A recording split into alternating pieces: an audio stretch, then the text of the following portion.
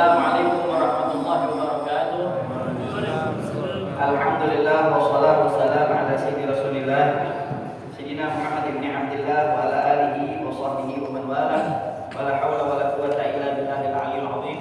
Subhanaka la ilma lana illa ma 'allamtana innaka antal alimul hakim. Rabbi shrah li sadri wa yassir li amri wa hlul 'uqdatam min lisani yafqahu qawli. Saddid bihi lisani wahdi qalbi bi jahin nabi sallallahu alaihi wasallam wa alihi washabi.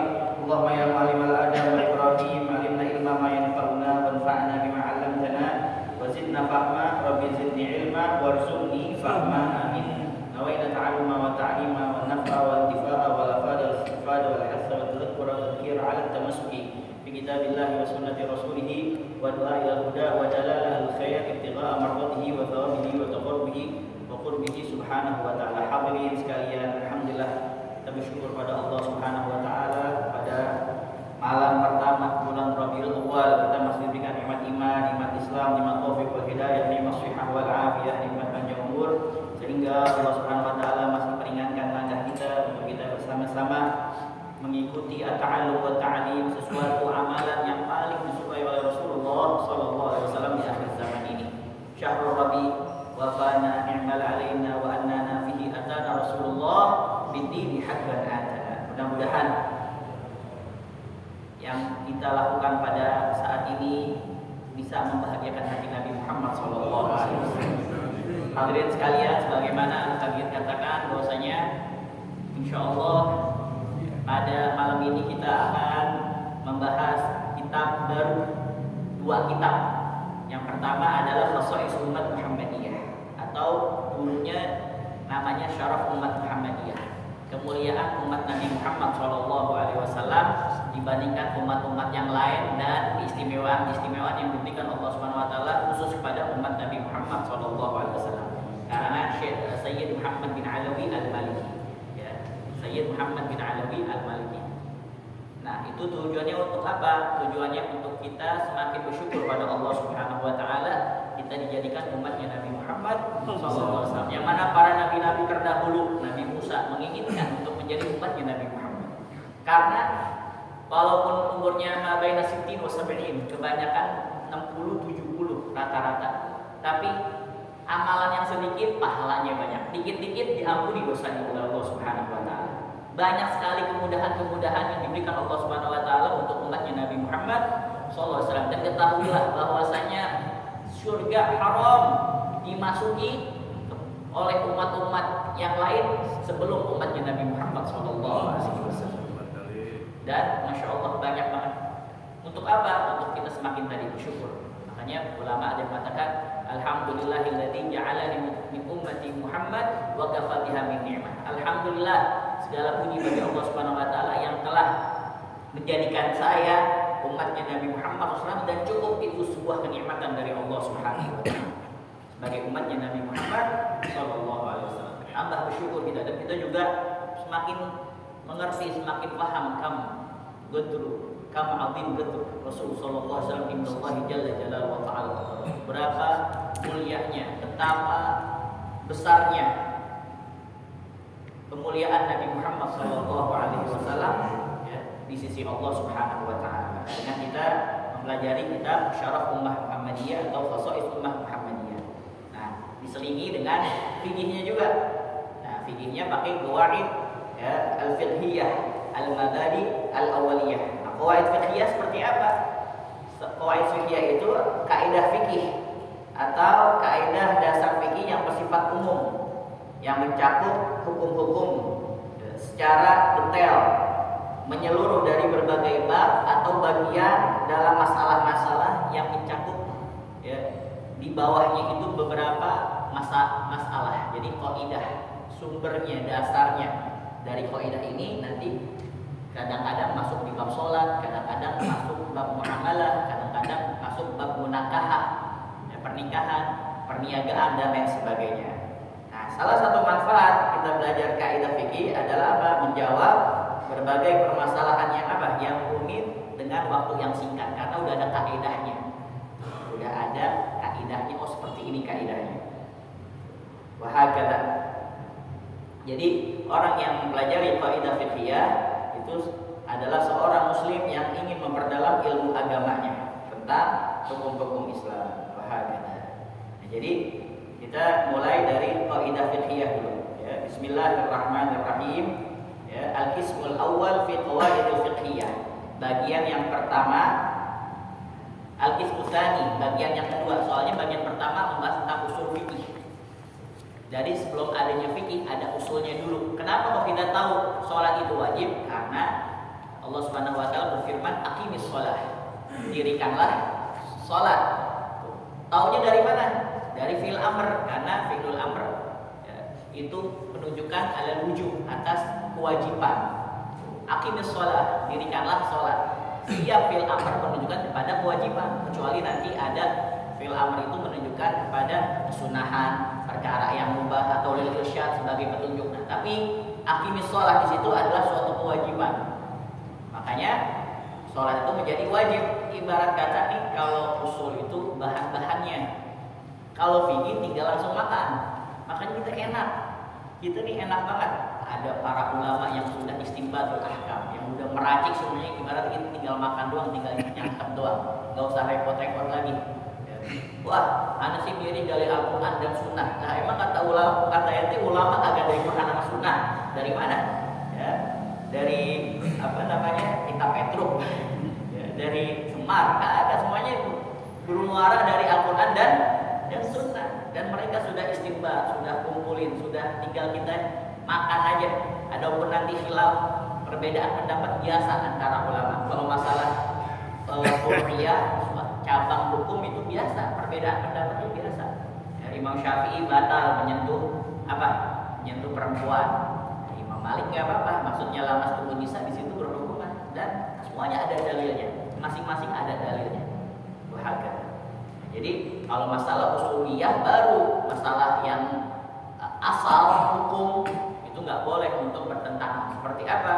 Ya, ada orang dia pengen sholat subuh 3 rakaat.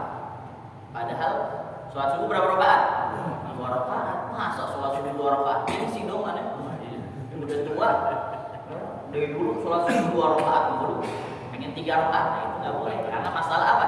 Usul. Kalau masalah furu' masih ada khilaf. Dan selama masih ada khilaf, ya, yang namanya perbedaan pendapat itu biasa. Perbedaan pendapat, ikhtilaful ulama rahmah. Perbedaan pendapat ulama itu merupakan rahmat. Wahakada. Nah, jadi ini qawaidul fiqhiyah. Jadi pembahasan tentang qaidah fikih. Apa itu ta'riful qaidatul fiqhiyah? Qala As-Subki fil Ashbah wal Nadhair. Berkata Al-Imam As-Subki dalam kitab Ashbah wal Nadhair, qaidah itu apa? Al-amrul kulli, perkara yang bersifat menyeluruh. Alladhi yattabiq 'alaihi juz'iyatin katsira. Yang mana sesuai perkara yang menyeluruh itu dengan perkara-perkara yang lain yang lebih juz'iyat katsirah, tafsir yang lebih spesifik, yang lebih mendetail. Tufhamu ahkamuha minha, yang mana hukum-hukum bisa dipahami dari itu. Yang pertama dibahas di sini adalah al-qaidatul ula.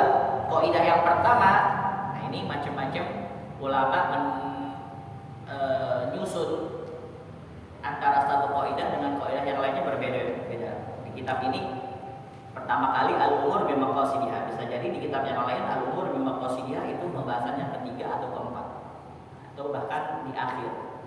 Kenapa kok di sini diawalkan? Karena al-umur, setiap perkara itu, umur jamak dari amr. Amrun, amroni, al-umur. Setiap perbuatan itu ya bi maqasidihah, bersamaan dengan tujuan niatnya. Karena innamal a'malu binniyat. Sumbernya dari qala Nabi sallallahu alaihi wasallam, innamal a'malu binniyat. Setiap perbuatan itu berbarengan dengan niatnya. Wa innamal likulli imri'in ma nawa. Dan setiap manusia itu diberikan pahala atau tidak tergantung apa yang diniatkan. Nanti kalau di dalam hadis di Jawahirul Wahiyah itu disebutkan bahwasanya di akhirat nanti ada orang yang diberikan pahala haji, pahala umroh, pahala jihad fisabilillah, pahala sedekah, pahala puasa.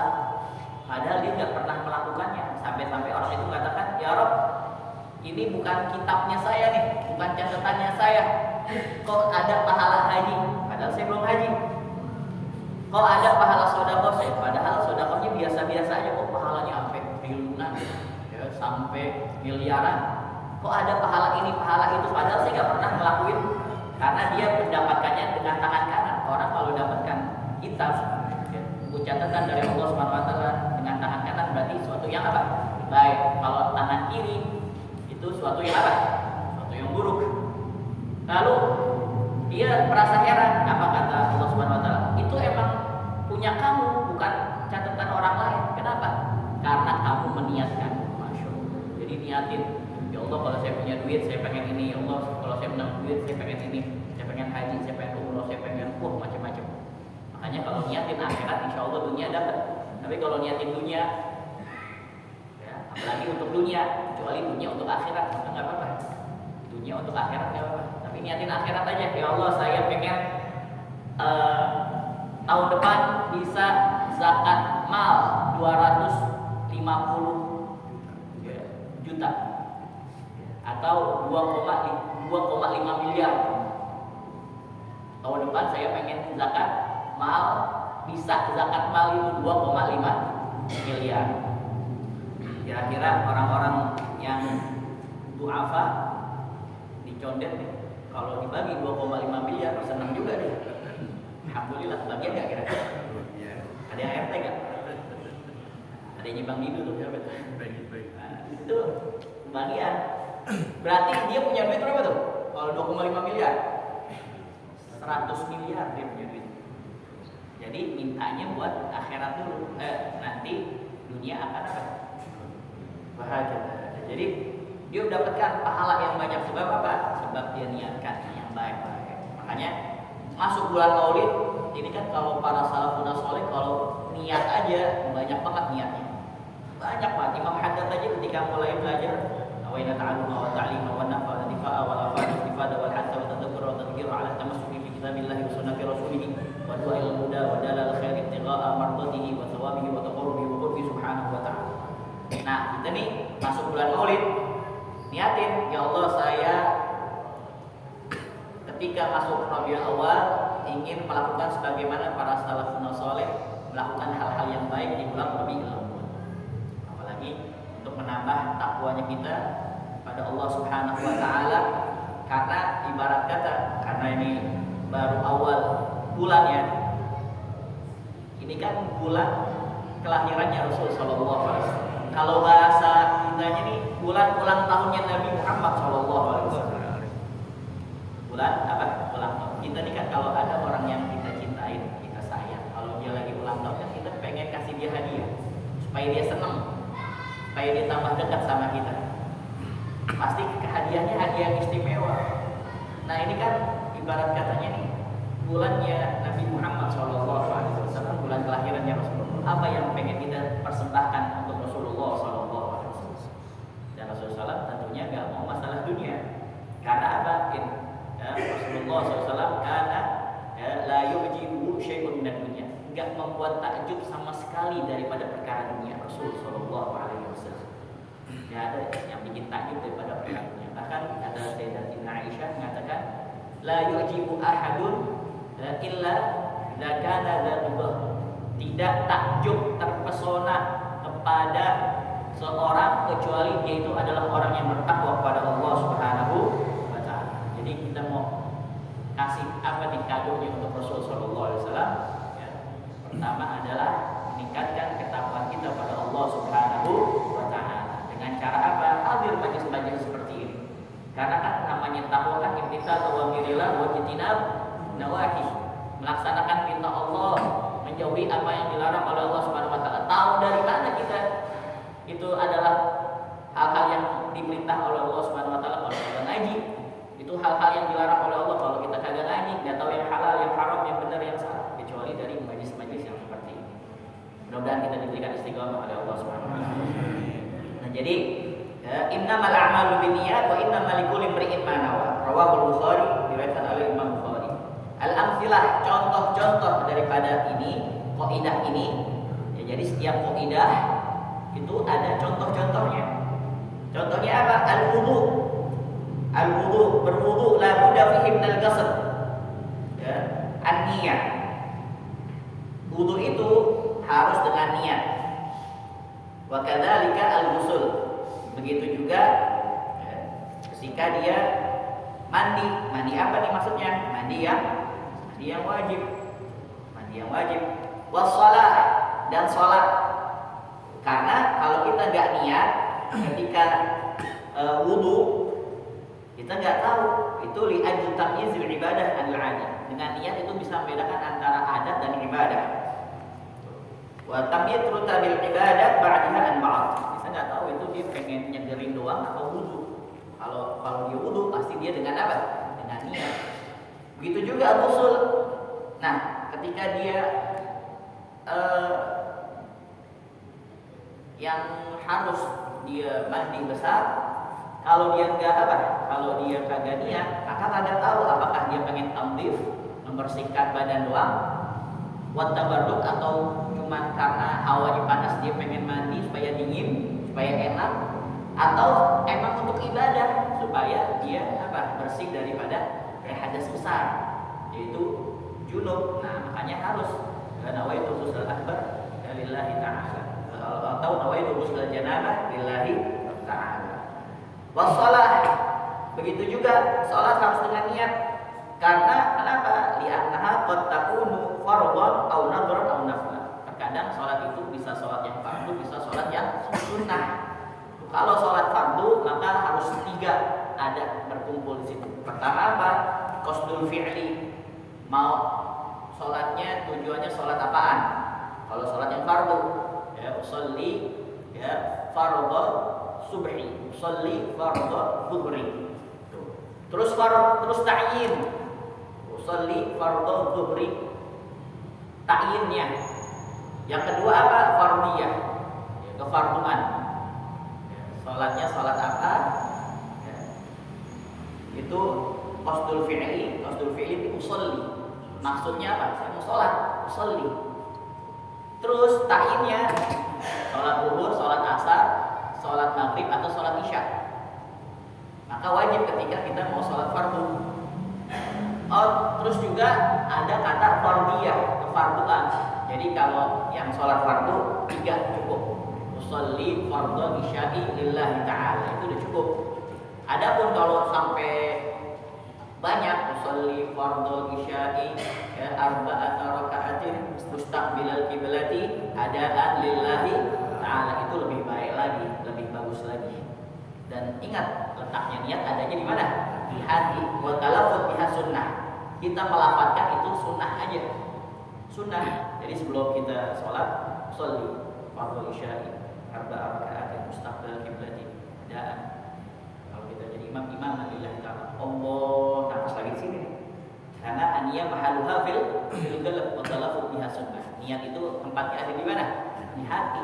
Dan mengucapkan itu suatu yang sunnah supaya membantu nanti. Membantu kalau kita mau apa? Ya, kalau kita mau takbir. Tapi sebagian ulama mengatakan boleh aja. Ya, enggak harus ketika. Soalnya kadang-kadang suka bingung juga ya, pas lagi lama banget. Ya, boleh aja. Tapi paling afdol adalah ketika kita takbir, karena tempatnya niat ada di mana? Hati. Di dalam hati. Bahkan ada perkataan yang dhaif syadidun dha'f, yang sangat lemah sekali.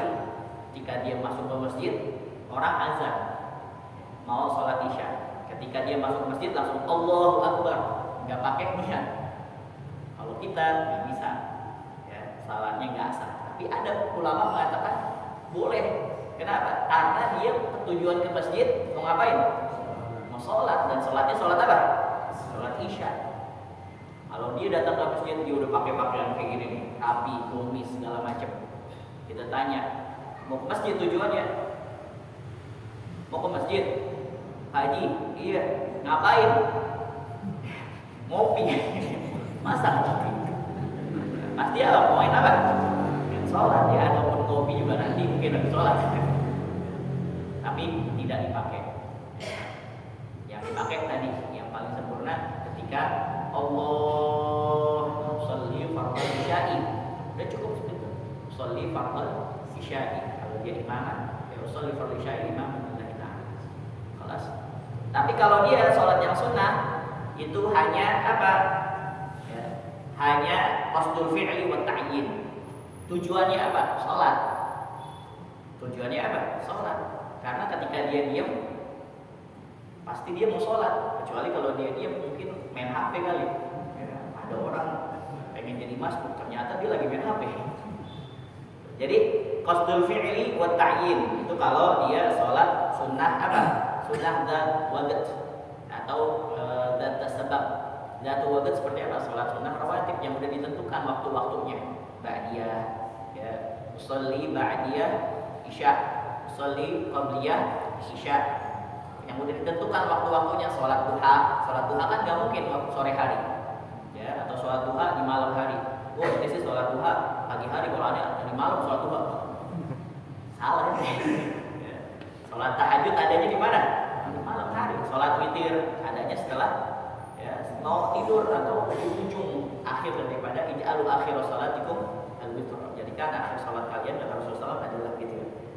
Nah, itu harus qasdul fi'li wa ta'yin juga. Nah, ini mulai kembali ke fikih. Jadi harus tujuannya. Nah, kalau sholat sunnah mutlaqah, usolli aja udah cukup. Ya, usolli lillahi ta'ala, Allahu akbar. Seperti apa? Yang nggak pakai waktu. Habis kita wudu, sholat sunnah, wudu, sholat hajat, sholat taubat, kapan aja kan boleh. Wah, ya. Begitu juga wasom, puasa harus ada niat. Kalau kita Imam Syafi'i harus dari malam hari, tajdidun niyah minal lail sampai waktunya sebelum subuh, ya, sebelum adzan subuh. Kalau imam yang lainnya, Imam Syafi'i boleh sebelum zawal. Dan kalau Imam Syafi'i itu untuk sholat atau puasa yang apa? Yang fardu, yang wajib. Tapi kalau puasa sunnah nggak apa-apa. Ya, puasa sunnah nggak apa-apa. Boleh. Yang penting sebelum zawal. Zawal itu berapa menit? 15 menit mungkin ya sebelum zuhur. Wal imsak anil mufattirat. Jadi dia niat puasa untuk apa? Menahan diri daripada hal-hal yang membatalkan puasa. Nawaitu shauma ghadin an ada'i fardhi syahri ramadhana li hadhihi sanati lillahi ta'ala. Tapi kadang-kadang kalau dia nggak pakai niat, kadang-kadang buat apa? Lilhimyah, buat diet. Ada sekarang namanya yang keren apa? Intermit. Orang-orang diet tuh dia nggak makan, nggak minum kecuali minum air putih doang. Intermit apa ya? Ada punya ya, intermit namanya intermit. Jadi dia nggak makan kecuali waktu yang udah ditentuin. Ya, dari jam 12 sampai jam 6 jam 12 siang sampai jam 6 sore. Setelah itu dia puasa. Puasa makan, bukan puasa secara ya, syariat bukan. Tapi puasa menurut dia, menurut orang-orang yang diet. Ya, ilmiah. Buat tadawi mungkin juga buat berobat. Makanya kalau nggak ada niat, ya nggak tahu nih niat puasa apa niat emang pengen berobat. Kagak boleh apa? Kadang-kadang kan dulu Al-Walid juga disuruh puasa sama dokter karena mau operasi. Orang-orang yang operasi biasanya disuruh apa? Disuruh puasa, makan. Ya, jangan makan dulu. Berapa lama ya? Auli ada bil hajat ilaih, atau nggak ada hajat, cuman kagak mau makan aja, dia, atau karena dia emang kagak ada makanan di situ. Kalau ada makanan saya makan. Jadi harus ada niatnya. Nah, itu termasuk daripada innamal a'malu binniyat wa innamal likulli imri'in ma nawa. Begitu juga contoh yang kedua, malau ta'atta fi'lu syai'in mubah lahu wa huwa ya'taqid ada muhillihi. Jika ia melakukan perbuatan yang hukumnya mubah, dia melakukan perbuatan hukumnya mubah, tetapi ia meyakini bahwa ia melakukan perbuatan yang haram, bahwa ya'taqidu ada muhillihi. Ini dia melakukan perbuatan yang mudah, ya, yang mubah, mafhum ya? Dia melakukan perbuatan yang mubah, tapi dia yakin bahwasanya yang dia lakukan adalah perbuatan yang haram.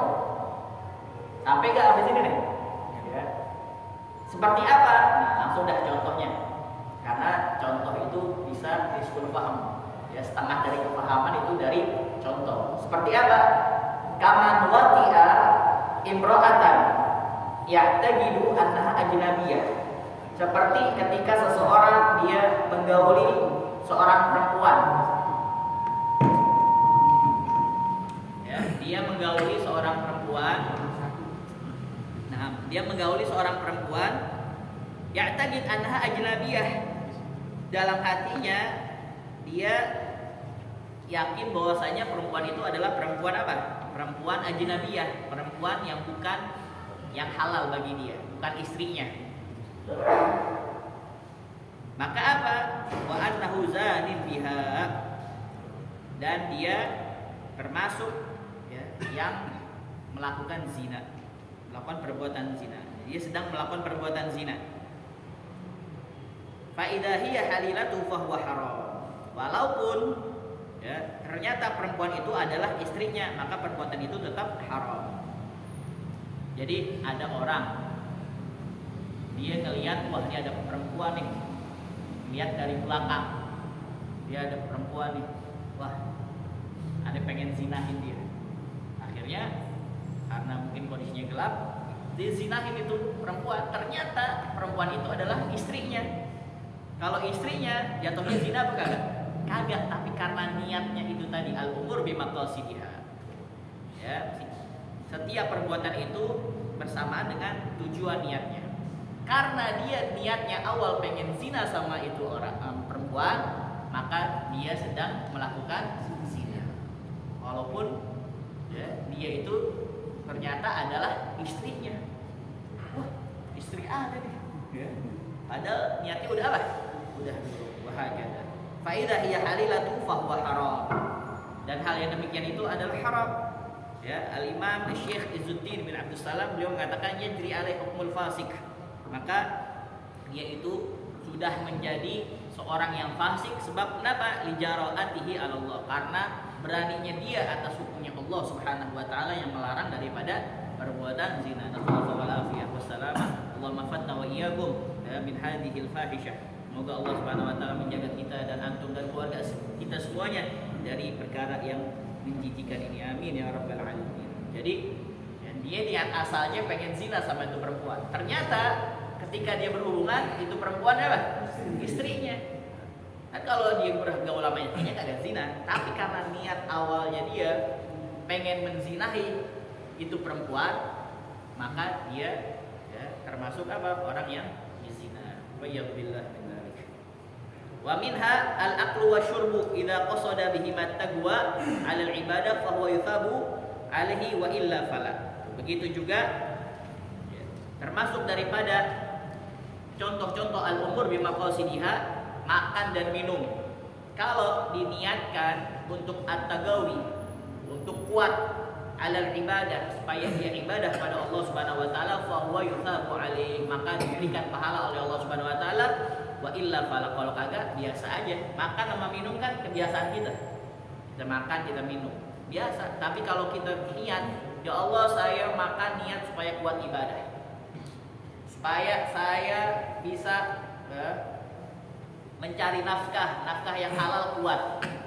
Minumnya saya juga ibadah lain-lainnya apa kayak riyadhah, kayak olahraga, main bola, niatin supaya sehat walafiat, keringatan, supaya tambah kuat ibadah pada Allah Subhanahu wa taala, karena Allah Subhanahu wa taala menyukai innallaha yuhibbu al-mu'min al-qawi minal mu'min dhaif. Allah Subhanahu wa taala suka kepada seorang mukmin yang kuat daripada mukmin yang apa? Yang lemah, yang lemes.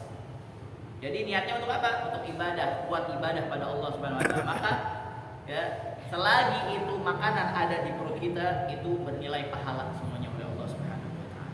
Itu juga minum, main bolanya kita. Kan kalau kagak biasa aja makan ya. Kalau lagi lapar kita makan. Jadi biasa aja kagak dapat pahala. Ya enggak dapat dosa. Suatu yang mubah, tapi kalau niatkan untuk kita mendapatkan pahala, maka ya, orang tersebut apa? Mendapatkan balasan dari Allah Subhanahu wa taala berupa pahala. Nah, wa minha, dan di antaranya baik, man asara al-inab, seorang yang memeras anggur biqasdil khaliyah awil khamriyah, dengan tujuan niatnya untuk menjadikan cuka atau menjadikan khamr, minuman keras. Kalau dia niatnya untuk menjadikan cuka, maka boleh. Tapi kalau dia niatnya untuk menjadikan sebagai khamr, maka jadi haram. Wah, ente mau meres anggur, haram ente enggak, supaya jadi cuka. Tidak takhallalat bi nafsiha. Kalau udah lama dia jadi cuka, maka boleh. Tapi kalau dijadikan khamr supaya dia nge-fly, ya, supaya dia terbang, ya, terbang ke awan, ya, meraih bintang, ya, maka jadi apa? Jadi haram. Begitu juga wa minha al-hijru fawqa 3 ayyam. Tidak berbicara dengan orang lain di atas 3 hari. Kan enggak boleh. Ya, kan dari seorang mukmin yang sempurna imannya kalau dia mendiamkan saudaranya lebih dari 3 hari. Fawqa 3 ayyam fa innahu haram, karena itu adalah suatu haram in qasada al-hijru wa illa fala. Kalau dia emang niat mau diemin. Kalau dia niat gak mau bicara, tapi emang karena jarang ketemu, ya, kalau jarang ketemu atau ketemunya seminggu sekali, nah itu maka tidak haram, kecuali kalau dia udah gue diemin dia, ya, gue diemin niatnya 3 hari lebih dah, ya, selama dia kagak minta maaf sama gue bakal diemin, nggak boleh. Tapi kalau emang niatnya apa? Niatnya dia itu karena jarang ketemu dan jarang komunikasi juga, makanya apa? Wa minha tarkut tib wa zinah, meninggalkan apa? Meninggalkan wangi-wangian dan berhias diri. Wa zinah. Fawqa 3 ayyam fil mauta, lebih dari 3 hari. Karena apa? Karena bertabung atas kematian seseorang. Tapi apa? Ghairu zauj, bukan suaminya. Kalau dia suaminya baru ya dia ada ihdas. Ada dia berkabung, enggak boleh pakai pakaian yang menarik orang lain atau pakai wangi-wangian dan lain sebagainya, itu hukumnya ihdad. Fa innahu haram, maka hal itu haram. Kenapa kok dia pakai ihdad? Padahal bukan suaminya. Kalau dia suaminya baru boleh. Wa in kana bi qasdil ihdad wa illa fala. Kalau ada tujuan untuk dia berduka cita, seakan-akan dia istrinya itu mayit, padahal bukan istrinya. Tapi kalau dia cuman kagak mau pakai pakaian dan yang bagus, wangi-wangian keluar rumah karena memang kagak diniati untuk ihdad, ya, untuk dia berkabung atas meninggalnya seseorang, maka nggak apa-apa. Nah, wa minha, dan diantara contohnya juga daripada al-umur bi maqasidiha, setiap perbuatan itu bersamaan dengan tujuan niatnya adalah idza akhadha da'in. Idza akhadha da'in malal madin biqasdil istifa awis sarigah fala fil awal fala yaqta fil awal wa yaqta fil tsani. Misalkan seorang mengambil harta orang lain yang punya hutang kepadanya. Seorang mengambil harta orang lain yang punya hutang kepadanya dengan niat apa? Untuk bayar hutang orang itu kepadanya. Dan juga niatnya untuk apa? Untuk maling. Maka kalau yang pertama niatnya dia tidak dipotong tangannya. Tapi kalau niat yang kedua maka dipotong tangannya. Ay yajuzu lisakhas bila khaufi fitnah alaihi aw ala ghairi akhdhu malihi istiqlalan lidarurati min mali madin lahu muqirun mumatilun bihi aw jahidun lahu aw mutawarin. Jadi ada orang hutang. Orang si Z sama si Amr. Si Amr hutang sama si Z 1 juta. Akhirnya ini Amr ini kagak bayar-bayar hutangnya. Hutangnya kagak dibayar-bayar. Padahal dia lihat dia wah mampu dah, tapi emang dia kayaknya sih kagak mau bayar. Kecuali kalau dia ada apa? Ya, kalau dia ada nggak bisa untuk membayar. Karena doa seperti ini. Fanadhiratun ila maisar. Kalau dia misalkan ada, ini dibahas di surat Al-Baqarah di akhir-akhir ya, 207 berapa? 279 sampai 282. Di surat Al-Baqarah 279 282. Coba lihat ayat. Nah, jadi akhirnya dia apa? Dia ngambil itu barang. karena susah ditagih kagak bisa padahal dia ada. Orang kalau dia punya utang, ya, orang nih punya utang, maka apa? Maka yang dipikirannya bagaimana cara untuk mengembalikan utangnya dia. Jangan dilihat orang yang kita pinjam duitnya, oh dia sih ya, keadaannya masih ya, stabil, ya, finansialnya masih bagus, ya, nggak perlu sekarang juga nggak apa-apa. Jangan pikiran ente bayar utang, jangan pikirin yang lain. Pikirannya kita apa? Bayar. Karena kata Rasul Sallallahu Alaihi Wasallam, orang kalau misalkan dia utang dan senantiasa memikiri hutangnya, ya, maka ketika dia meninggal itu nanti di akhirat Allah yang akan melunasi hutangnya. Tapi kalau dia misalkan udah nggak mikirin lagi, seakan-akan fulusnya orang lain udah jadi fulusnya dia, apalagi banyak yang utang bulan, dan nganggep dirinya oh mereka pada ikhlas. Tahu dari mana itu ikhlas? Udah bebasin semuanya, tahu dari mana ini?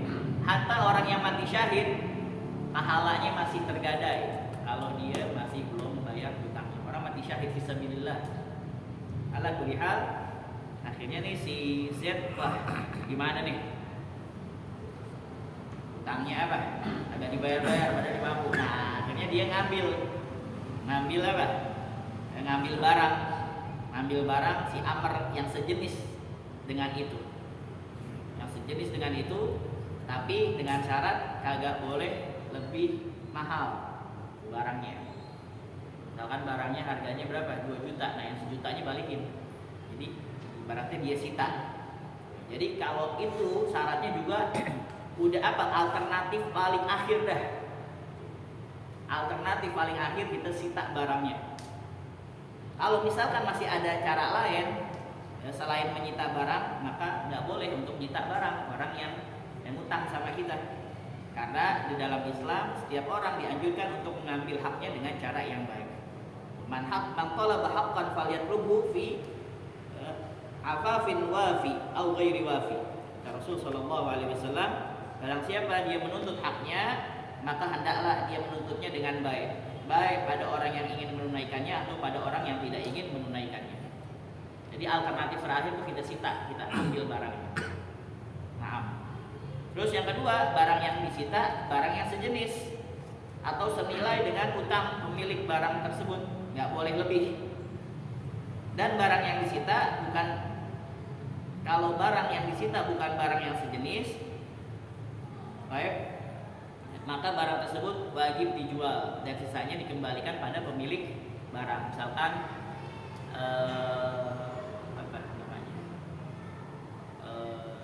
si Amr nih pinjam duit sama si Z tadi 1 juta. Akhirnya tuh ini kan udah alternatif terakhir, ditagih-tagih. Padahal ketika pinjam baik banget, ketika ditagih galak banget dia. Malahan dia malahan. Padahal kan uangnya uang si Z. Kenapa lebih galak si Ahmad? Padahal dia harus bersyukur dibantu sama si Z. Ala kulli hal, akhirnya tuh Z ngambil barangnya si Ahmad. Harganya 2 juta. Nah, kan gak sejenis tuh antara barang dengan uang. Dijual 2 juta. Nah, yang 1 juta itu balikin ke si Z. Dia ngambil yang 1 jutanya. Baik. Wahakala. Ini ada di dalam kitab Hasyiatul Jamal, wa in istahaqqa 'ainan aw dainan 'ala ghairi mumtani' talabahu aw mumtani'in akhadha jinsa hadihi fayamliku thumma ghairuhu fayabi'u. Jika seorang berhak atas suatu barang atau utang atas orang yang tidak menolak untuk membayar, maka dia harus memintanya. Kalau dia nggak menolak untuk bayar, mana haknya anak? Ya udah jatuh tempo nih, udah jatuh, makanya disuruh untuk catat. Utang tuh harus catat. Kalau nggak catat, di dalam hadis sebutkan kamu jangan mencela siapapun kecuali dirimu sendiri. Kenapa kamu nggak catat? Karena kan orang kalau dicatat, ya, bayarnya berapa? Segini utangnya, bayarnya kapan? Jadi sebelum misalkan ya ada utang sama orang, nanti bayarnya awal September, enggak, jangan awal Oktober. Nah, sebelum awal Oktober jangan ditagih-tagih, karena Anda janji bayarnya kapan? Awal Oktober. Nah, setelah udah lewat masanya awal baru. Mana janji ente mau bayar utang? Oh anda lagi ada nih. Gak apa-apa, sunnah itu untuk apa? Kita memperluang, ya, memberikan ruang, memberikan keluasan bagi orang yang utang sama kita. Ternyata kita lihat, wah, dia jalan-jalan mulu, dia kemana? Ke PGC mulu. Ya. Dia pokoknya kita lihat statusnya, insya Allah deh. Apa namanya bayar utang 100.000 gak bisa, tapi jalan-jalan kemana-mana. Akhirnya tuh kita, ente anda lihat status ente jalan-jalan dulu, bayar dong utang. Ya ente 100.000 aja pakai nagih, nah ente 100.000 pakai utang. Jadi baru kita minta. Kalau nggak bisa, udah jalan semuanya susah, kita ambil barangnya dia. Kalau niatnya dia untuk istifa tadi, karena dia udah nggak bisa lagi nih. Nggak bisa lagi untuk apa? Ditagih udah kagak mau emang. Udah dianggap itu utang udah bebas aja. Ya cuma 100.000 kata dia. Padahal kan itu belum tentu orang yang utangin itu dia lagi dalam keadaan sulit juga mungkin. Akhirnya dia ambil barang, nah barangnya itu ternyata 150. Maka yang 50-nya balikin kepada si Ammar tadi. Tapi kalau dia niatnya mencuri, maka dipotong tangannya. Maksudnya ada konsekuensi daripada hukum tersebut. Ya, kalau hukum Indonesia nih diatur di KUHP berapa itu? 322, 328.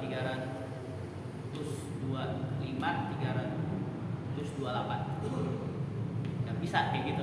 Ya, nanti dianggap sebagai pencurian 325 KUHP, 322 KUHP pencurian, 325 KUHP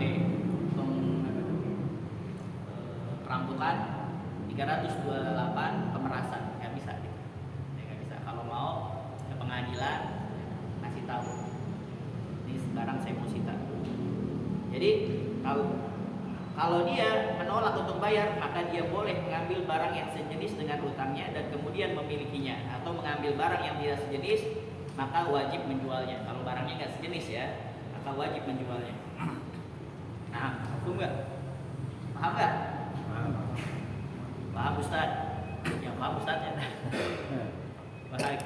Nah ini yang terakhir, minha kinayatut tolak. Ya, kinayah tolak dan selainnya, seperti qala Zaud anta khaliyah, kamu bebas. Khaliyah, kamu wanita yang bebas. Ada suami ngomong ke istrinya, anti khaliyah, kamu wanita yang bebas. Maksudnya apa? Ini kan kinayah, masih bukan sorry, suatu yang jelas ngomongnya. In qasada bil talaq tulbiqat. Kalau maksud daripada suami bahwasanya kamu itu ya, kayak kamu lepas sudah. Maksudnya apa?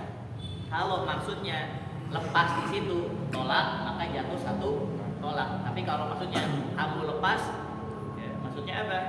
Ya, lepas aja udah. Ya, lu mau ngapain juga nggak apa-apa, terserah lu gitu.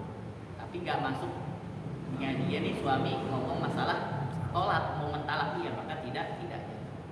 Karena apa? Ya, al-umur bimaqasidiha, tergantung hatinya dia. Tergantung hatinya. Ini masalahan banyak, tapi sampai sini dulu. Wallahu a'lam bishawab. Ini kitab ini insyaallah mungkin sebulan sekali kali ya. Sebulan sekali.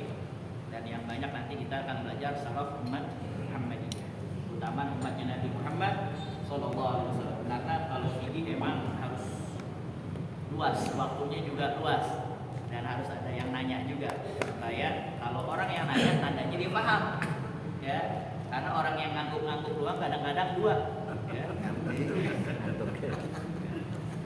Tafsirin sendiri dah. Kadang-kadang dia paham, kadang-kadang iya aja. Tapi mudah-mudahan ya yang sedikit bermanfaat. Amin ya rabbal alamin. Ini kalau ada pertanyaan mungkin nggak di sini, mungkin di luar kali ya. Mungkin nanti di luar pelajaran, karena masya Allah kalau masalah fikih, makanya al-fakir kadang-kadang